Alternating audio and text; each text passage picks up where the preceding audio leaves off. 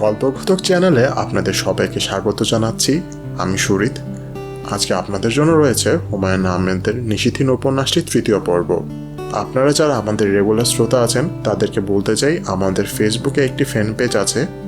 আপনারা ইচ্ছে করলে আমাদের ফেসবুক পেজটি ঘুরে আসতে পারেন। ফেসবুক পেজের লিঙ্কটি আমরা ডিসক্রিপশন বক্সে দিয়ে দেব। আপনারা যদি আপনাদের পছন্দের কোনো গল্প শুনতে চান বা আমাদের সাথে সরাসরি যোগাযোগ করতে চান, তাহলে অবশ্যই আমাদের ফ্যান পেজটি একবার ঘুরে আসবেন। সো আমরা আজকে আর কথা না বাড়ে আমরা সরাসরি চলে যাই আমাদের অডিও বুকটিতে। মিসির আলি হানিফাকে পিজিতে ভর্তি করিয়ে দিলেন। তিনি ভেবেছিলেন মেয়েটি একা একা থাকতে ভয় পাবে, কিন্তু হানিফা ভয় পেল না। থাকতে পারবি তো? অনেক রকম পরীক্ষা টরীক্ষা করবে ডাক্তাররা, ভয়ের কিছু নেই। আমি ভয় পাই না। তিনি ভেবে দেখলেন মেয়েটার ভয় না পাওয়ারই কথা। যে জীবন শুরু করেছে রাস্তায়, তার আবার ভয় কিসের? হানিফা, জি? আমি 2-1 দিনের জন্য ঢাকার বাইরে যাব, মোহনগঞ্জ যাচ্ছি। তুই থাকতে পারবি তো? পারবো, 2 দিন পরে এসে পড়বো। এর মধ্যে ডাক্তাররা পরীক্ষা টরীক্ষা যা করবার করবেন। তাছাড়া আমি আমাদের বাড়িওয়ালাকে বলে যাব, তিনি খোঁজ খবর করবেন। খোঁজ খবরের দরকার নেই। দরকার থাকবে না কেন? দরকার আছে। আচ্ছা যাই তাহলে, কেমন? যে আচ্ছা। মিসির আলি বিমর্ষ মুখে বের হয়ে এলেন। মেয়েটির অসুখ তাকে চিন্তায় ফেলে দিয়েছে। হাসপাতালে ভর্তি করিয়েছেন ডাক্তারের পরামর্শে। ডাক্তারের ধারণা হার্ট সংক্রান্ত কোনো সমস্যা, ইসিজি টিসিজি করাতে হবে। হার্টবিট খুবই নাকি ইরেগুলার। তার ট্রেন রাত 9টায়। তিনি ঠিক করলেন রওনা হবার আগে পুলিশ কমিশনারের সঙ্গে কথা বলে যাবেন। পুলিশ কমিশনার সাজ্জাদ হোসেন তার কলেজ জীবনের বন্ধু। খুব একটা পরিচয় তখন ছিল না, এখন হয়তো চিনতেই পারবে না, তবু পুরনো পরিচয়ের সূত্র টানা যেতে পারে। গরজটা যখন তার। সাজ্জাদ হোসেন তাকে চিনলেন। শুধু যে চিনলেন তাই নয়, উচ্ছ্বসিত হয়ে উঠলেন। জড়িয়ে টড়িয়ে ধরে একেবারে একাকার কাণ্ড করে ফেললেন। পুলিশের লোকদের মধ্যে এতটা আবেগ থাকে তা মিসির আলি কখনো ভাবেননি। তার ধারণা ছিল দিনরাত ক্রাইম টাইম নিয়ে ঘাটাঘাটি করতে করতে এরা আবেগশূন্য হয়ে পড়ে। সেটাই স্বাভাবিক।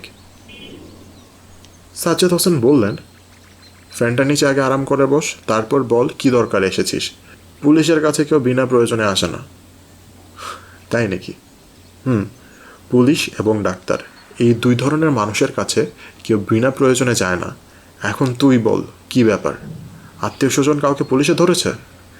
না না, সেসব কিছু না। নে সিগারেট নে, নিশ্চিন্তে খা। ঘুষের পয়সা কেনা নয়, নিজের কষ্টে উপার্জিত রোজগার থেকে কেনা। এই বলে হাহা হাসলেন। মিসির আলি সিগারেট ধরালেন। সাজ্জাদ বললেন, বিয়েটে করেছিস? না, জানতাম করবি না। তুই হচ্ছিস একটা অডবল। আমি বিয়ের পার চুকিয়েছি 8 বছর আগে। বাচ্চা কাচ্চা হয়নি, হবেও না।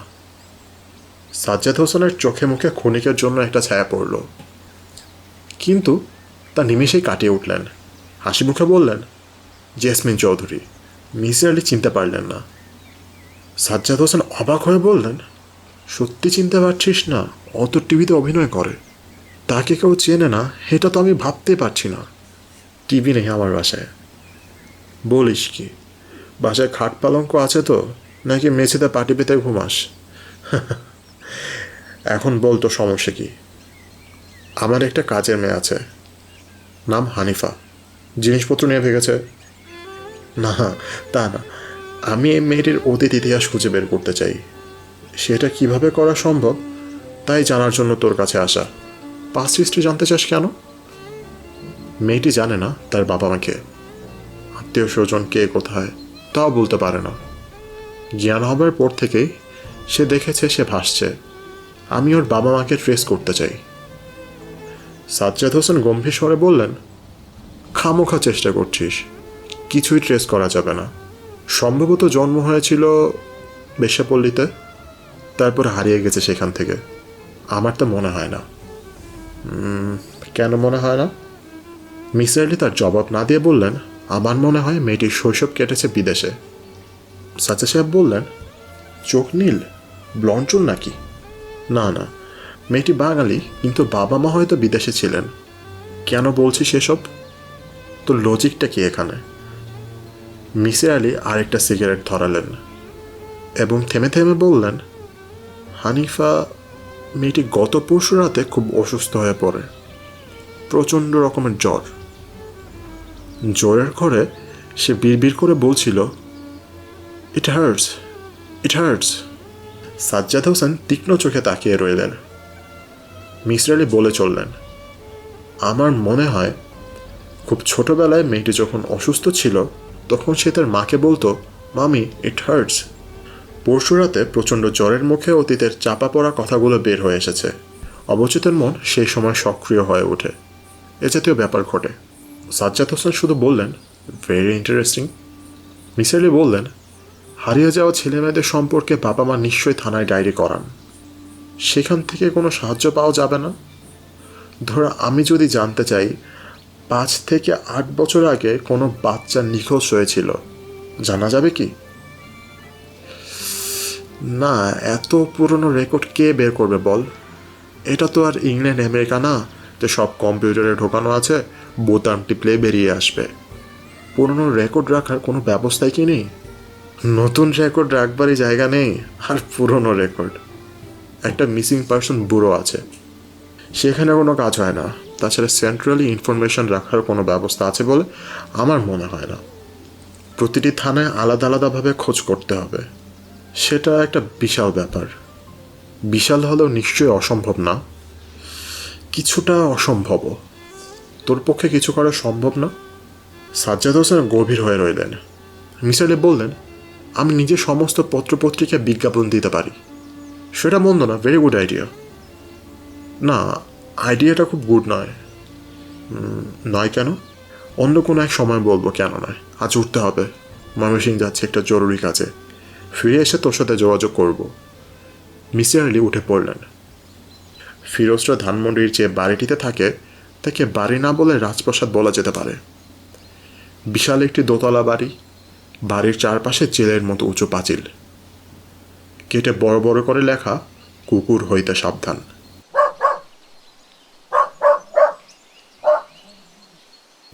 গেটটি 24 ঘন্টায় বন্ধ থাকে। বন্ধ গেট ডিঙিয়ে ভেতরে ঢোকা বেশ কষ্টসাধ্য ব্যাপার। কারণ দারোয়ান একজন আছে যে প্রায় কখনোই গেটের কাছে থাকে না, আর থাকলেও ভান করে যে কলিং বেলের শব্দ সে শুনতেই পায়নি। পৃথিবীর প্রায় সব জায়গাতেই বিশাল বাড়িঘর জনশূন্য হয়ে থাকে। এ বাড়িতেও তাই। 3টি প্রাণী এ বাড়িতে বাস করে, ফিরোজ, তার বাবা ও মা। বাড়ির কাজকর্ম দেখাশোনার জন্য 10 জনের একটা বাহিনী আছে। তবে রাতে তারা এ বাড়িতে কেউ থাকে না।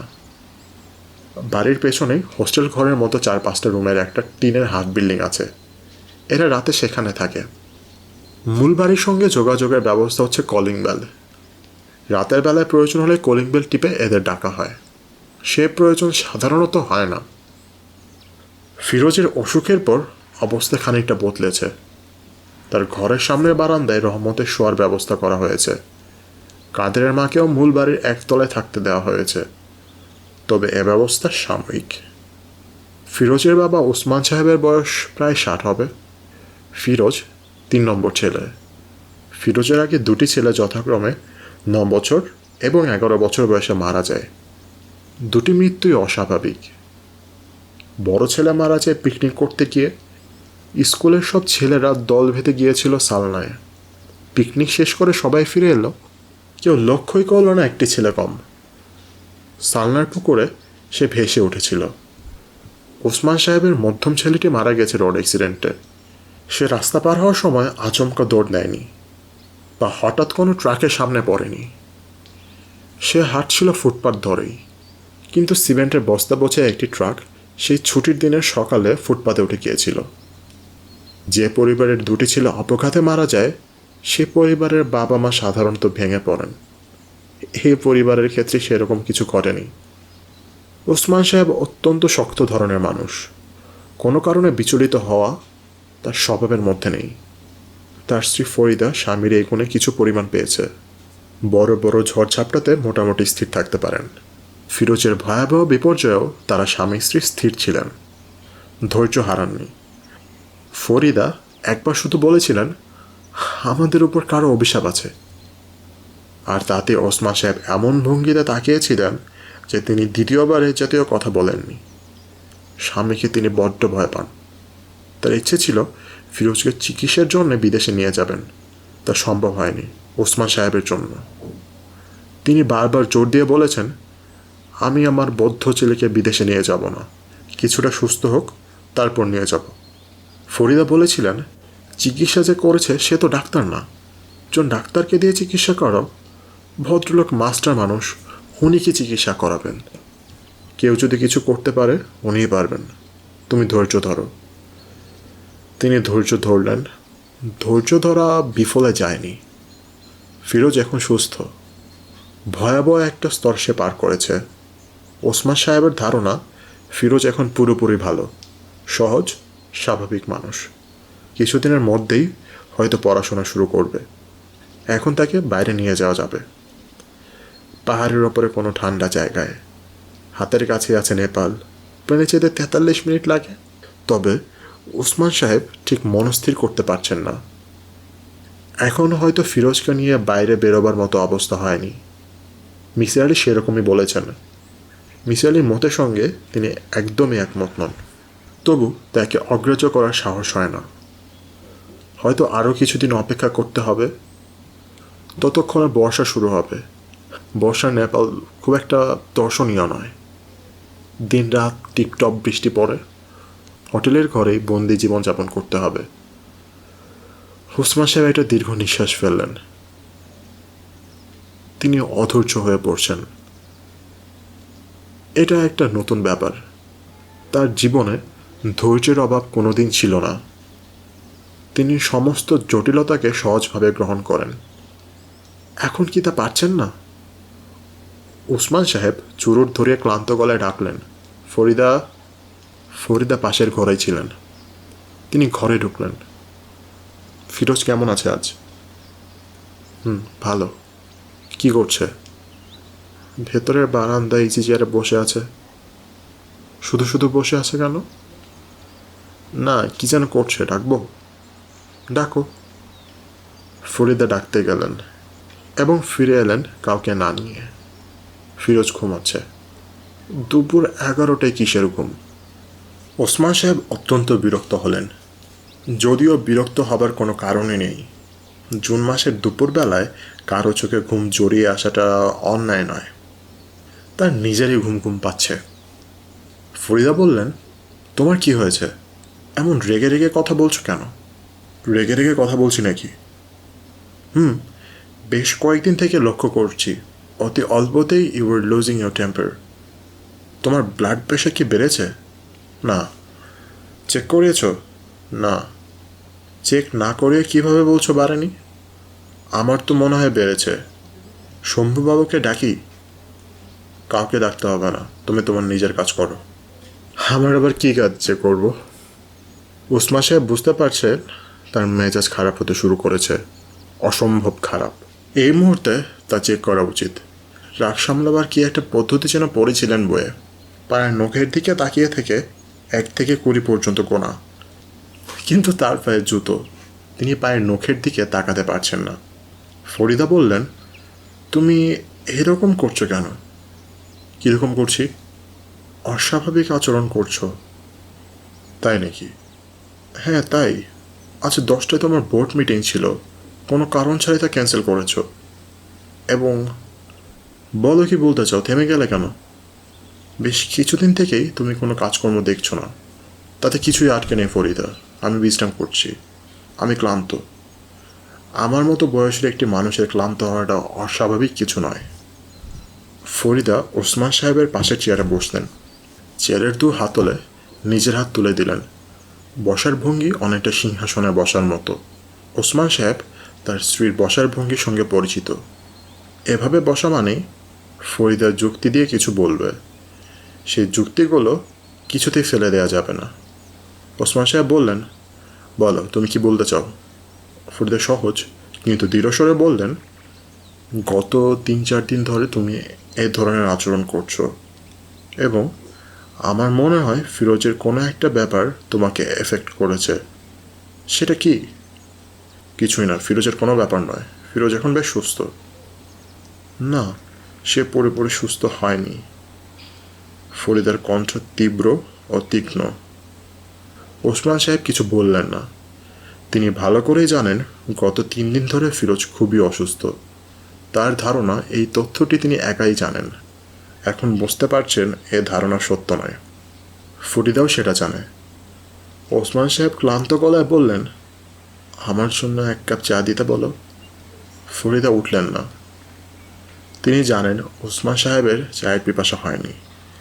আলোচনার মোড় ফেরাবার জন্য চায়ের প্রসঙ্গটা টেনে আনা হয়েছে। ওসমান সাহেব বললেন, আজ বোধহয় বৃষ্টি হবে। বৃষ্টি খুব দরকার। এই কথাটিও শুধু শুধু বলা। মেঘ বৃষ্টি রোদ নিয়ে ওসমান সাহেব কখনো মাথা ঘামান না। তার এত সময় নেই। ফরিদা, বলো, ফিরোজের বর্তমান অবস্থাটা তুমি জানো? জানি। কখন জানলে? 4 দিন আগে। আমাকে বলনি কেন? তুমিও তো জানতে। তুমিও তো আমাকে কিছু বলনি। বাড়ির অন্যরা জানে? জানি না। অন্যরা জানে কিনা জিজ্ঞেস করিনি। জিজ্ঞেস করতে ইচ্ছে করেনি। মিসির আলি সাহেব জানেন? তাকে কিছু বলেছ? না, আমি কিছু বলিনি। আমার মনে হয় ব্যাপারটা তাকে জানানো উচিত। উচিত হলে জানাও। আরও আগেই জানানো উচিত ছিল, তাই না ফরিদা? ফরিদা কোনো জবাব না দিয়ে উঠে গেলেন। তার মাথা ধরেছে। তিনি খানিকক্ষণ শুয়ে থাকবেন। রোজ দুপুরবেলায় তার মাথা প্রচণ্ড ধরে। ঘর অন্ধকার করে শুয়ে থাকতে হয়। ওসমান সাহেব বারান্দায় উকিয়ে দিলেন। ফিরোজ ইজি চেয়ারে ক্লান্ত ভঙ্গিতে ঘুমাচ্ছে। নিশ্চিন্ত আরামের ঘুম। কে বলবে তার এত বড় সমস্যা আছে? সমস্যাটি ওসমান সাহেব 3 দিন আগে প্রথম লক্ষ্য করেন। রাত 9টার দিকে রোজকার রুটিন মতো তিনি ফিরোজের ঘরে ঢুকলেন। ফিরোজ হাসি মুখে বলল, কি খবর বাবা? কোনো খবর নেই, এলাম খানিকক্ষণ গল্প গুজব করতে। বেড টাইম গসিপিং আর কি। বসো। কি করছিস? কিছু করছি না, পড়ছি। কি পড়ছিস? গল্প উপন্যাস এইসব, সিরিয়াস কিছু নয়। মাঝে মাঝে অবশ্যই গল্প উপন্যাসও বেশ সিরিয়াস হয়।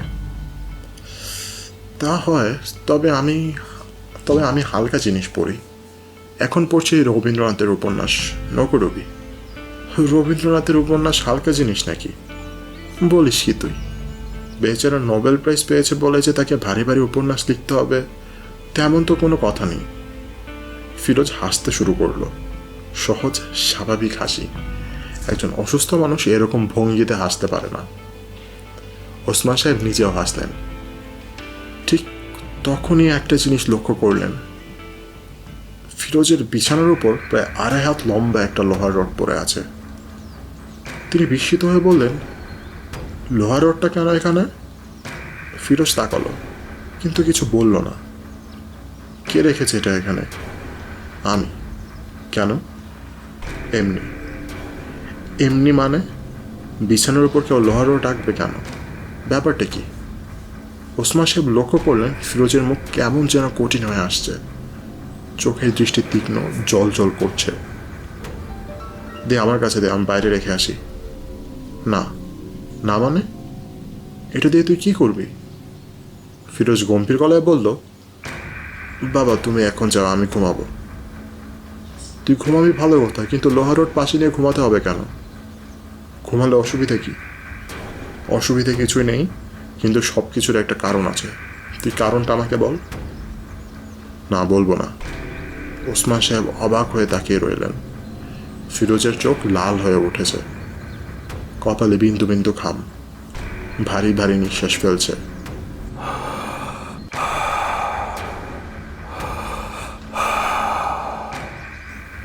ওসমান সাহেবের মনে হলো something is wrong, something is very very wrong. Firoz, G? Road পাশে নিয়ে ঘুমানোর কারণটা আমাকে বল প্লিজ। তুই একটা বুদ্ধিমান ছেলে, কারণ নিয়ে এমন কিছু তোর পক্ষে করা সম্ভব নয়। ফিরোজ টেনে টেনে বলল, ও ও আমাকে রাখতে বলেছে। কে রাখতে বলেছে? ও ওই লোক। কোন লোক? তার নাম কি? নাম জানি না। লোকটা কে? খালি গায়ের একটা লোক, কালো প্যান্ট পরা, চোখে চশমা, সোনালি ফ্রেমের চশমা। ওসমান সাহেব কিছুই বুঝতে পারলেন না। কার কথা বলছে সে? ফিরোজ বলল, মিসির আলি স্যারকে ওই লোকের কথা আমি বলেছি, উনি চেনেন। I C. সে আমাকে বলেছে লোহার ওর সঙ্গে রাখতে সবসময়, যদি না রাখি সে রাগ করবে। এই ব্যাপারগুলো কি তুমি মিসির আলিকে বলেছ? জি না। বলনি কেন? ওই লোক আমাকে বলেছে এটা না বলতে। I C. বাবা তুমি চলে যাও, আমার ঘুম পাচ্ছে। মাত্র 9:30 বাজে, এখনই ঘুম পাচ্ছে কি? আর একটু বসি, গল্প টল্প করিস তোর সঙ্গে। গল্প করতে ইচ্ছে করছে না, তুমি যাও এখন। তিনি চলে এলেন, কিন্তু সারা রাত তার ঘুম হলো না। তার মনে হতে লাগলো দরজা একটা তালা লাগিয়ে দেওয়া উচিত, যাতে ফিরোজ কিছুতেই বুঝতে না পারে। কিন্তু তালা লাগানোর সাহস তার হলো না। তালা লাগানোর ব্যাপারটা ফিরোজকে আরও এফেক্ট করবে, ভালোর চেয়ে মন্দ হবে বেশি। ওসমান সাহেব ইজি চেয়ারে শুয়ে থাকা ফিরোজের দিকে তাকিয়ে আছেন। কি নিশ্চিন্তেই না সে ঘুমাচ্ছে। কে বলবে সে অসুস্থ? কত সহজ, কত স্বাভাবিক ঘুমাবার ভঙ্গি। কোলের ওপর একটা বই, সুনীল গঙ্গোপাধ্যায়ের স্বপ্ন লজ্জাহীন।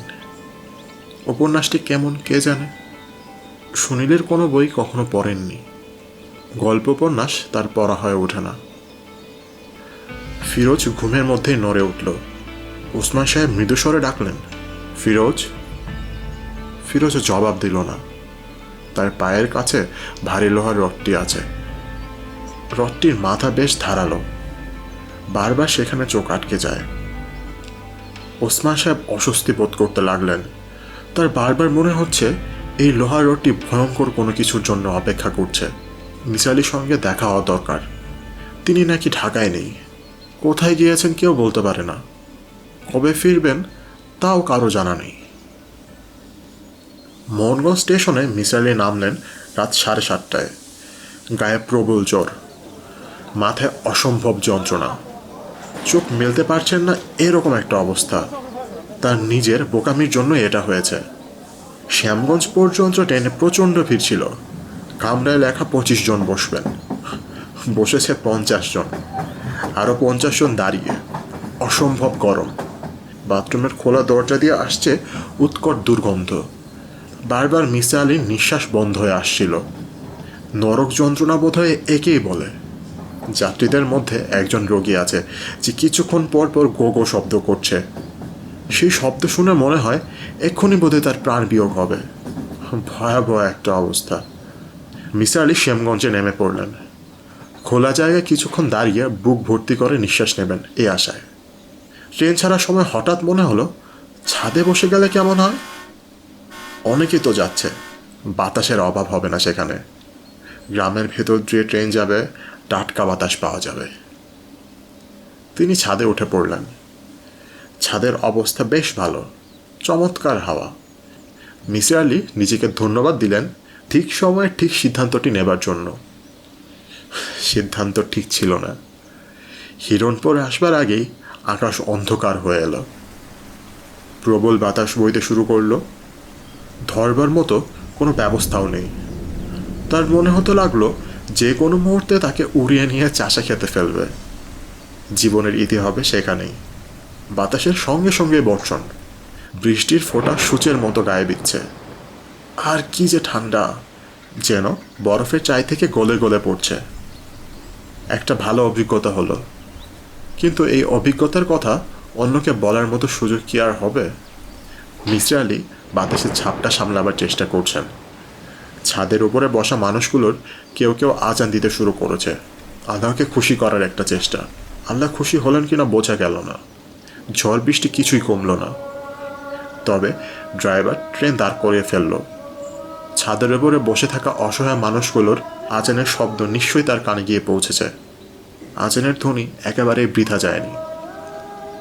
ঝড় ৮ ঘন্টার মতো স্থায়ী হলো এবং পরের ২০ মিনিটের মধ্যে নিসার আলির গায়ের তাপ হু করে বাড়তে লাগলো। মোহনগঞ্জ স্টেশনে নেমে মনে হলো প্ল্যাটফর্মে শুয়ে পড়বেন। স্যার, আপনি কি মিসির আলি? আমি চৌধুরী বাড়ি থেকে আপনাকে নিতে এসেছি। ও আচ্ছা, আপনি কোন ট্রেনে আসবেন সেটা বলেন নাই। আমি সকাল থেকে সব কটা ট্রেন দেখছি। খুব কষ্ট দিলাম না? জি স্যার, তা দিলেন। মিসির আলি হেসে ফেললেন। বেশ ছেলেটি, বুদ্ধিমান এবং স্মার্ট, কথাবার্তায় কোনো গ্রাম্য টান নেই। কি করো তুমি? এখানকার কলেজে স্যার বিএ পড়ি, চৌধুরী বাড়িতে থাকি। নাম কি তোমার? জহুরুল হক। জহুরুল হক সাহেব, চলো রওনা হওয়া যাক। চলুন। আচ্ছা, আপনার মালপত্র কোথায়? মালপত্র কিছু নেই, একটা হ্যান্ডব্যাগ ছিল, সেটা বাতাসে উড়ে গেছে। বাতাসে উড়ে গেছে মানে? ছাদে বসে এসেছি তো, ঝড়ের মধ্যে পড়েছি। বলছেন কি? কি সর্বনাশ! শোনো জহুরুল, এখান থেকে যাওয়ার ব্যবস্থা কি? আমার কিন্তু হাঁটবার ক্ষমতা নেই। হাঁটা ছাড়া তো যাওয়ার অন্য কোনো ব্যবস্থাও নেই। নদীতে এখনো পানি হয়নি, নৌকা চলে না। মিসির আলি একটি দীর্ঘ নিঃশ্বাস ফেলে পথে নামলেন। সেখানে আবার তাকে বৃষ্টি ধরল। তার জ্বরের ঘোর কাটতে ২ দিন লাগলো। পুরোপুরি আচ্ছন্ন অবস্থা গেল এই ২ দিন। সব কিছু স্বপ্ন দৃশ্যের মতোই। যা দেখলেন তা মনে হয় কাটা কাটা খণ্ডচিত্র, একটির সঙ্গে অন্যটির কোনো মিল নেই। অপরূপা রূপবতী মেয়েকে প্রায় উদ্বিগ্ন মুখে তার পাশে বসে থাকতে দেখেন। এই মেয়েটি বোধহয় নাজনীন। মেয়েটি মাথায় পানি ঢালে, মাথার চুল টেনে দেয় এবং অত্যন্ত নরম স্বরে জিজ্ঞেস করে, চাচাজি, এখন কি একটু ভালো লাগছে? বলুন, ভালো লাগছে? তার ভালো লাগে না। তবু মেয়েটিকে সান্ত্বনা দেওয়ার জন্য বলেন, ভালো লাগছে মা, বেশ ভালো লাগছে। একজন বয়স্কা মহিলাকেও প্রায় সর্বক্ষণই তার ঘরের চেয়ারে বসে থাকতে দেখেন। ইনি বোধহয় নাজনীনের মা। এই মহিলাটি কথা টথা বলেন না। ২৪ ঘন্টা থাকবার পরিকল্পনা নিয়ে এসেছিলেন। তাকে থাকতে হলো ১ সপ্তাহ। ৪ দিনের দিন তিনি নিজ ঘর থেকে বেরোলেন এবং খানিকক্ষণ হাঁটাহাঁটি করে আবার জ্বর বাঁধিয়ে ফেললেন। সেই জ্বর পুরোপুরি ছাড়ল না কখনো। তবু এর মধ্যেই যেসব কাজ করবার কথা সব করলেন। প্রথম কাজ ছিল ফিরোজ এসে যেসব জায়গায় গিয়েছে সেই সব জায়গায় যাওয়া। দেখা গেল সে খুব বেশি বেড়ায়নি। বাড়ি এবং শিয়ালজানি খাল, এ দুয়ের মধ্যেই তার গতিবিধি সীমিত ছিল। একদিন শুধু উত্তরবন বিলে গিয়েছিল মাছ ধরা দেখতে। সেখানে সে নিজেই নেমেছিল মাছ মারতে। তখন শিং মাছ কাটা ফুটিয়ে দেয়। সে ভয়ে অস্থির হয়ে পড়ে। তার ধারণা সাপে কেটেছে। এটা একটা গুরুত্বপূর্ণ পয়েন্ট, কারণ ঘটনাটি ঘটে তার অসুস্থ হবার আগের দিন। খুব সম্ভবত ঘটনাটি তার মনের ওপর একটা ছাপ ফেলে। রাতে তার একটু জ্বর হয়। যে বট গাছের নিচে চশমা পরা লোকটির সঙ্গে তার দেখা হয়েছিল, সেই গাছটিও তিনি দেখতে গেলেন এবং গাছের নিচে দাঁড়িয়ে তার মনে হলো ঘটনাটি এখানে ঘটেনি। ফিরোজের বর্ণনা অনুসারে জায়গাটি নির্জন। ২-১টা পরিত্যক্ত হিন্দু বাড়িঘর ছাড়া আর কিছুই নেই। কিন্তু বটগাছটা যে অঞ্চলে, সেই জায়গাটা নির্জন নয়। পাশে শিয়ালজানি খালের উপর একটি বাঁশের সাঁকো, যার উপর দিয়ে লোকজন চলাচল করছে। নদীর ওপারেই কয়েক ঘর কুমোরের বাস। তাদের বাড়ি ভর্তি ছেলেমেয়ে, যারা খুব হইচই করে খেলে। এই অঞ্চলটিকে নির্জন বলা চলে না। নিশ্চয়ই ঘটনাটি অন্য কোথাও ঘটেছে। ফিরোজ একটা ঘোরের মধ্যে হেঁটে হেঁটে চলে এসেছে বটগাছের নিচে, যেখানে অন্য লোকজন তাকে দেখতে পায়। মিসির আলি শিয়ালজানি খালের দুপারে প্রচুর খোঁজাখুঁজি করলেন কোনো বকুল গাছ পাওয়া যায় কিনা। পাওয়া গেল না। তার দ্বিতীয় কাজ ছিল এখানে আসার পর ফিরোজের সঙ্গে যাদের দেখা হয়েছে তাদের সঙ্গে আলাপ করা, জানতে চেষ্টা করা তারা ফিরোজের আচার ব্যবহারে কোনো অস্বাভাবিকতা লক্ষ্য করেছে কিনা। দেখা গেল খুব অল্প কিছু লোকজনের সঙ্গেই তার দেখা হয়েছে। কেউ তেমন কিছু বলেনি। মিসির আলি প্রত্যেকের সঙ্গে তার একটা ইন্টারভিউয়ের খুঁটিনাটি লিখে ফেললেন। কয়েকটি নমুনা: মোসাম্মদ সালেহা বেগম, বয়স 50 থেকে 55, আজমল চৌধুরীর মা, পর্দাসীন, কম কথা বলেন, রাতে চোখে ভালো দেখতে পান না। ফিরোজ ছেলেটি কেমন? ভালো। কেমন ভালো? এত বড় লোকের ছেলে, কিন্তু অহংকার নেই। তা বুঝলেন কি করে তার অহংকার নেই? আমার পা ছুঁয়ে সালাম করলো। যেদিন সে অসুস্থ হয় সেদিন, অর্থাৎ অসুস্থ হবার আগে কি তার সঙ্গে আপনার দেখা হয়েছিল? হয়েছিল, চা খাওয়ার সময়। কোনো কথা হয়েছিল? না। ওকে দেখে কি আপনার একটু অন্যরকম লাগছিল? না, তবে চোখ মুখ ফোলা ছিল, রাতে ঘুম হয়নি, সেজন্য বোধ হয়। বুঝলেন কি করে ওর রাতে ঘুম হয়নি? কারণ আপনার সঙ্গে তো ওর কোনো কথা হয়নি। সে আজমলের কাছে বলছিল, তাই শুনলাম।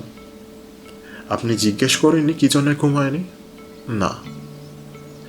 নাজনীন সুলতানা, বয়স 20 থেকে 21, মুমিনুন্নেসা কলেজ থেকে বিএ পাশ করে বাড়িতে আছে। অপরূপ রূপবতী, মায়ের মতো স্বল্পভাষী নয়। ইনহিবিশন কেটে গেলে প্রচুর কথা বলে। লাজুক নয়, কথাবার্তায় মনে হলো অত্যন্ত জেদি, তবে বেশ হাসি খুশি ধরনের মেয়ে। কেমন আছো নাজনীন? ভালো আছি চাচা। আপনি এমন খাতা কলম নিয়ে প্রশ্ন করছেন কেন? আমার কাছে মনে হচ্ছে আমি কোনো পত্রিকায় ইন্টারভিউ দিচ্ছি। আচ্ছা, ফিরোজকে তোমার কেমন লেগেছিল? ভালো।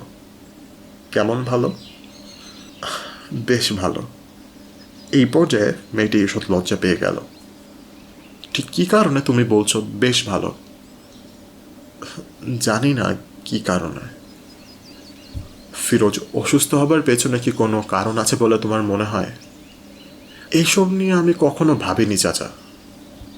আচ্ছা, ফিরোজ অসুস্থ হয়ে তোমাদের বাড়িতে এলো, সেই সময় তুমি তার সামনে গিয়েছিলে। তোমাকে কি সে চিনতে পেরেছিল? চিনতে পেরেছিল কি না তা চাচা বলতে পারবো না, তবে উনি খুব হইচই করছিলেন। আমাকে দেখে হইচই থামিয়ে ফেললেন। রাতের বেলাতেও খুব চিৎকার শুরু করলো। তখন আমাকে ভাইয়া ডেকে নিয়ে গেলেন। আমাকে দেখে আবার চুপ করে গেলেন।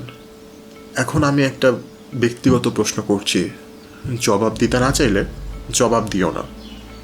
প্রশ্নটি হচ্ছে, ধরো ফিরোজ যদি এখন পুরোপুরি সেরে যায় এবং তোমাকে বিয়ে করতে চায়, তুমি কি রাজি হবে?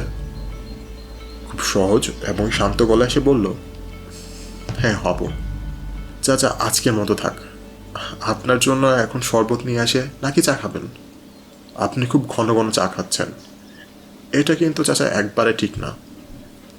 হরিপ্রসন্ন রায়, MBBS, স্থানীয় ডাক্তার, বয়স 40 থেকে 45 হবে, ব্যস্ত ভাগিস লোক। এ অঞ্চলে তার খুব প্রসার আছে।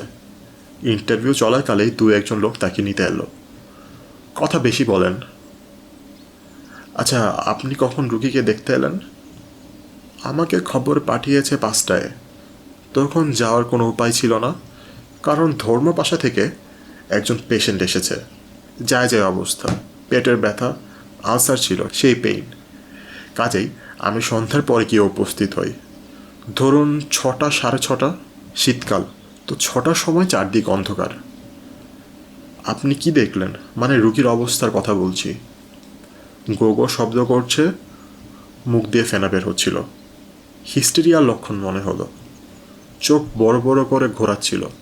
ভয়াবহ একটা অবস্থা। আমি হাতের নাড়ি দেখলাম, হার্টবিট ছিল খুব হাই। হিস্টেরিয়াতে এরকম হয়। ওষুধপত্র কি দিলেন? তেমন কিছু না, ঘুমের ওষুধ দিয়েছি, ফেনোবারবিটন। তারপর বললাম ইমিডিয়েটলি ঢাকায় নিয়ে যেতে হবে। কতক্ষণ ছিলেন আপনি? রাত 10টা পর্যন্ত ছিলাম। ওরা খুব ঘাবড়ে গিয়েছিল। নাজনীন কান্নাকাটি করছিল। কাজেই রুগী ঘুমিয়ে না পড়া পর্যন্ত আমি সেখানেই ছিলাম।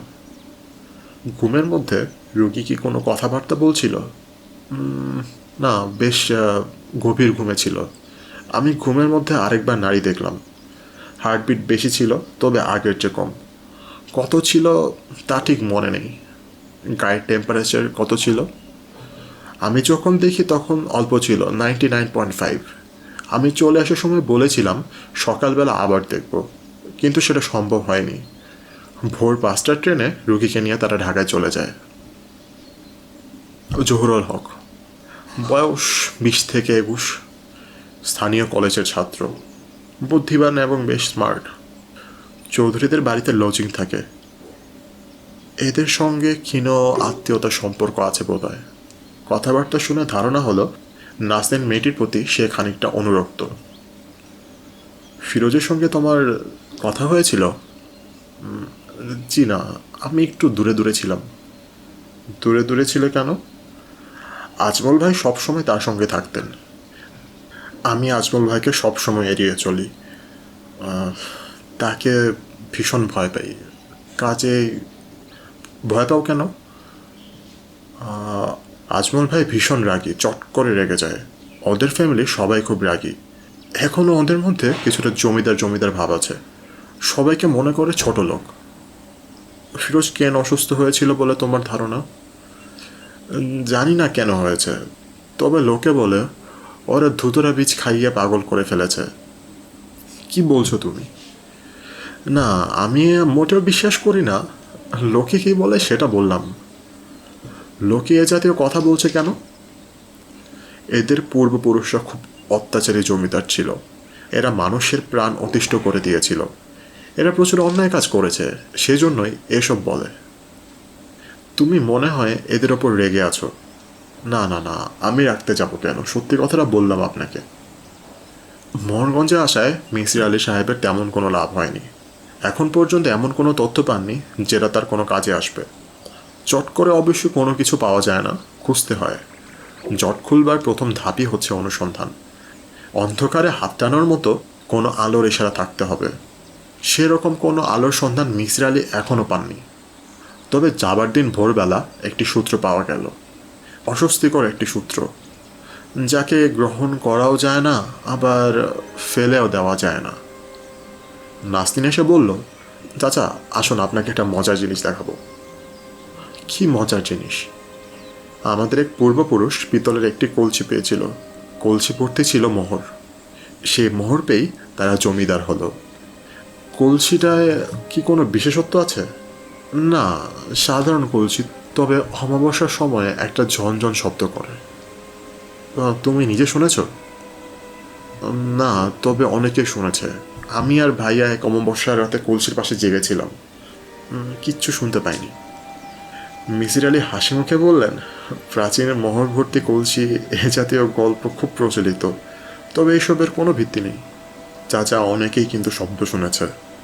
হয়তো ইঁদুর ভেতরে ঢুকে গিয়েছিল, ইঁদুর শব্দ করেছে।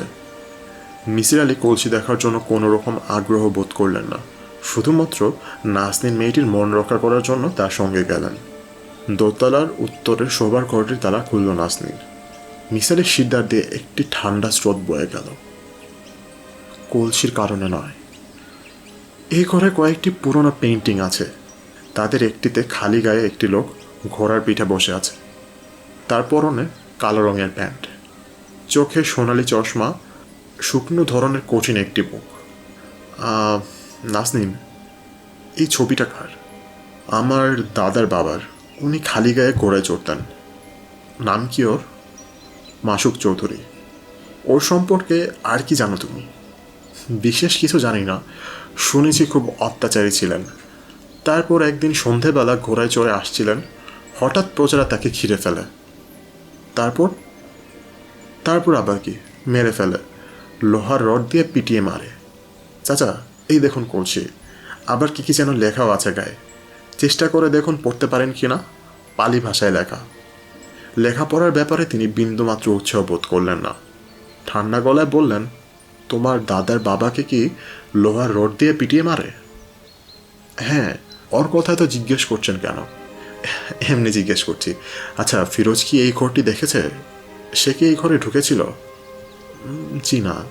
কি করে বুঝলে ঢোকেনি? কারণ ঘরটা তালা দেয়া থাকে। তালার একটি মাত্র চাবি, সেই চাবি থাকে আমার কাছে। জানালা টানালা দিয়ে এই ঘরে ঢোকার উপায় নেই, তাই না? আর উপায় থাকলেই শুধু শুধু জানালা দিয়ে ঢুকতে যাবেন কেন? কি আছে এই ঘরে? মিসির আলি দাঁড়িয়ে রইলেন ছবির সামনে। তার কপালে বিন্দু বিন্দু ঘাম জমছে। তিনি জট খুলতে চেষ্টা করছেন, কিন্তু জট খুলছে না, আরও পাকিয়ে যাচ্ছে। ফিরোজ যদি একবার এই ঘরে ঢুকতো তাহলে সমস্ত ব্যাপারটা অনেক সহজ হয়ে যেত। তিনি বলতে পারতেন ফিরোজ এই ছবিটা দেখেছে, তার মনে ছাপ ফেলেছে এই ছবি। পরবর্তী সময়ে ছবির মানুষটিকেই সে দেখেছে, হ্যালুসিনেশন। কত সহজ সমাধান। কিন্তু ফিরোজ এই ছবি দেখেনি। মিসির আলি বললেন, একটি মাত্র চাবি, তাই না? তুমি কি নিশ্চিত এই ঘরের দ্বিতীয় কোনো চাবি নেই? হ্যাঁ, আমি নিশ্চিত। মিসির আলি আবার তাকালেন ছবির দিকে। তার কেন জানি মনে হলো ছবির মানুষটি তার দিকে তাকিয়ে হাসছে, বিদ্রূপের হাসি, তাচ্ছিল্যের হাসি। নীলু পত্রিকার খবরটা 4 বার পড়ল। একটা লাল কলম দিয়ে বক্স করে খবরটির প্রতিটি লাইন দাগালো। তারপর কাগজটা তার বাবাকে দিয়ে এলো। খবরটা এরকম: পুরানা পল্টনে আতঙ্ক। শুক্রবার রাত 1টার দিকে পুরানা পল্টন এলাকায় মধ্যযুগীয় নাটকের অবতারণা হয়েছে। লোহার রড হাতে এক যুবক অত্র অঞ্চলে ত্রাসের সৃষ্টি করেছে। প্রত্যক্ষদর্শীর ভাষ্য অনুযায়ী উক্ত যুবকটির পরনে ছিল কালো প্যান্ট, গায়ে কোনো কাপড় ছিল না। সে প্রথমে একটা রাস্তার কুকুরকে পিটিয়ে মেরে ফেলে এবং তারপরই বারান্দায় শুয়ে থাকা কিছু ছিন্নমূল মানুষকে আক্রমণ করে। সৌভাগ্যবশত কেউ হতাহত হয়নি। চিৎকার এবং হইচই শুনে প্রচুর মানুষ জমে যায়। যুবকটি পালিয়ে যেতে সমর্থ হয়। নীলক্ষেত পুলিশ ফাঁড়ির সঙ্গে আমরা যোগাযোগ করি। ফাঁড়ি কর্তৃপক্ষ জানান এই প্রসঙ্গে তারা কিছুই জানে না। জাহিদ সাহেব খবরটা পড়লেন, কিন্তু তার কোনো ভাবান্তর হলো না। পত্রিকা খুললেই এই জাতীয় খবর থাকে। বাংলাদেশের কোথাও না কোথাও কেউ না কেউ ত্রাসের সৃষ্টি করছে। একবার খবর বেরোলো ছোট শিশুদের পানিতে ডুবিয়ে মেরে ফেলা হচ্ছে। একবার বেরোলো রক্তচোষার আগমন ঘটেছে। এরা কাউকে একা পেলেই ধরে বেঁধে সিরিজ দিয়ে টেনে সমস্ত রক্ত নিয়ে যাচ্ছে। খলিলুল্লাহ বলে এক লোককে নিয়ে প্রচুর হইচই হলো। ওই লোকটির প্রধান খাদ্য নাকি মৃত মানুষের কলিজা। অবিশ্বাস্য ব্যাপার, কতটুকু সত্য কে বা জানে। জাহিদ সাহেবের ধারণা এই জাতীয় খবরের বেশিরভাগই রিপোর্টাররা চা সিগারেট খেতে খেতে তৈরি করে না, মানুষের কৌতূহল জাগিয়ে পত্রিকার কাটতি বাড়ান না। এ জাতীয় খবরের সবচেয়ে বড় বৈশিষ্ট্য হচ্ছে বেশ কয়েকটি ফলো আপ স্টোরি ছাপা হবে, সবশেষে একটি সচিত্র ফিচারের মাধ্যমে ঘটনার ইতি হবে। অতপর রিপোর্টাররা অন্য কোনো ভয়াবহ ঘটনা ফাঁদতে চেষ্টা করবেন, অজ্ঞতারা বা জন্তু বা এই জাতীয় কিছু। কিন্তু নীলু এই খবরটি এভাবে দাগিয়েছে কেন? বর্তমানে নীলুর কিছু অস্বাভাবিক ক্ষমতা আছে। সে কি এই ক্ষমতার কারণে কিছু আজ করছে? দুপুরবেলা খাবার সময় জাহিদ সাহেব প্রসঙ্গটা তুললেন। হালকা গলায় বললেন, পুরোনা পল্টনে আতঙ্ক, এই খবরটা তুই দাগিয়েছিস কেন? নীলু জবাব দিল না। তার মুখ থমথমে। জাহিদ সাহেব বুঝলেন নীলু এখন কোনো কথারই জবাব দেবে না। মাঝে মাঝে সে এরকম চুপ করে যায়, প্রয়োজনীয় কথাটাও বলে না। জাহিদ সাহেব মেয়ের দিকে আর চোখে তাকিয়ে নিজের মনে মনে বললেন, দরজা টরজা ভালো মতো বন্ধ করে ঘুমানো উচিত। বলা তো যায় না পল্টন আর কাঁঠাল বাগান খুব একটা দূরের ব্যাপার না। তার এসব কথা বলার উদ্দেশ্য হচ্ছে মেয়েকে আলোচনায় টেনে নিয়ে আসা। কিন্তু নীলু একটা কথাও বলল না। খাওয়ার মাঝখানেই সে উঠে চলে গেল। জাহিদ সাহেব যা ভেবেছিলেন ঠিক তাই। ফলো আপ স্টোরি ছাপা হয়েছে, খবর চলে এসেছে প্রথম পাতায়, আকর্ষণীয় শিরোনামে, নগ্ন গাত্র বিভীষিকা। 1 জুলাই শনিবার। পুরানা পল্টন এলাকায় ত্রাস সৃষ্টিকারী যুবক আবার আজ গভীর রাতে দেখা দিয়েছে। যথারীতি তার হাতে ছিল লোহার রড। এবার তার লোহার রডের আঘাতে রাহেলা নামের এক পতিতা গুরুতর আহত হয়। তার ডান হাত এবং পাঁজরের 2টি হাড় ভেঙে গেছে, যাকে সোহরাওয়ার্দী হাসপাতালে ভর্তি করা হয়েছে। রাহেলার বর্ণনা অনুযায়ী রাত আনুমানিক 2 ঘটিকার সময় নগ্নগাত্র যুবক একটি সূচালো লোহার রড নিয়ে উপস্থিত হয় এবং নীলু আজও খবরটির চারদিকে লাল পেন্সিল দিয়ে দাগ দিল। তারপর বাবাকে খবরের কাগজ দিয়ে বলল, বাবা আমাকে একটা কাজ করে দেবে? নিশ্চয়ই দেব, কাজটা কি বল। আমি মিসির আলি স্যারকে চিঠি লিখেছি, ওইটা তুমি পৌঁছে দেবে। তিনি অবশ্য এখনো ঢাকায় ফেরেননি, তুমি দরজার নিচে রেখে আসবে, যাতে তিনি আসা মাত্রই তা পেয়ে যান। জাহিদ সাহেব বিস্মিত হয়ে মেয়ের দিকে তাকালেন। নিনু বলল, স্যারের খুব বিপদ, খালি গায়ে ছেলেটি স্যারকে মেরে ফেলবে, তাকে সাবধান করা দরকার। বলিস কি? আমি যা বলছি ঠিকই বলছি। তুমি এক্ষুনি যাও, খামের উপর ঠিকানা লেখা আছে। আমি নিজে যেতাম, কিন্তু আমার ভালো লাগছে না। জাহিদ সাহেব দেখলেন খামের উপর পুরোনা পল্টনের ঠিকানা লেখা।